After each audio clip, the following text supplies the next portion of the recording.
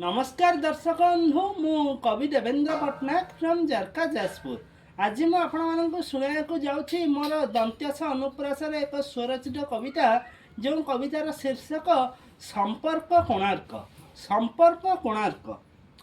साहस भासिली सत्य वचन मु तुम आगे अंतरंग सांग बोली सिना कहीदेला परे देखाइल तुमे रंग सियाड़े इयाड़े अनाई मु खाली से दिवस स्मृति भाए स्नान करुछि न बुड़ित मुहि दुख चंद्रभागा जले सीमातीत सुख लभुठिले दिने संपर्क कोणार्क दुहे सीताकांतंकु तो सुमरी भाविली संपर्क तो मुंडी चाहे संपर्क कोणार्क दधी नौटी को बसाइबाकु मु चाही सत्यर सहारा नेली जेते बेले धर्म पद गली होई सौभाग्य अर्जन करिछंती सेट सौभाग्य अर्जन करिछंती सेट जनमाई जाति प्रेम सौवर्ण अक्षरे लिखित आज भी सेही बालकंक नाम सुभाव आनित हृदय मोहरी तुमको कहिली जहा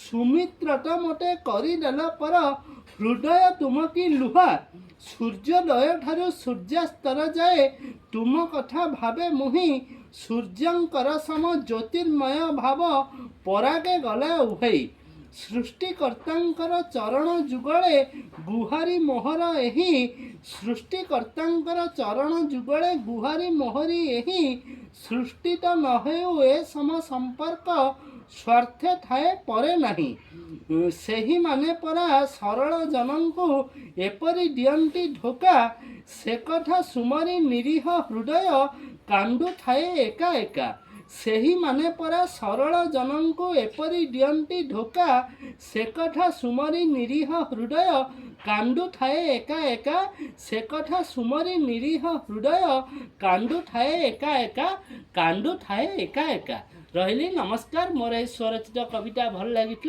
लाइक करंतु शेयर करंतु सब्सक्राइब करंतु एवं कमेंट भी दिंतु। आपण मानकर देवेंद्र पट्टनायक। नमस्कार।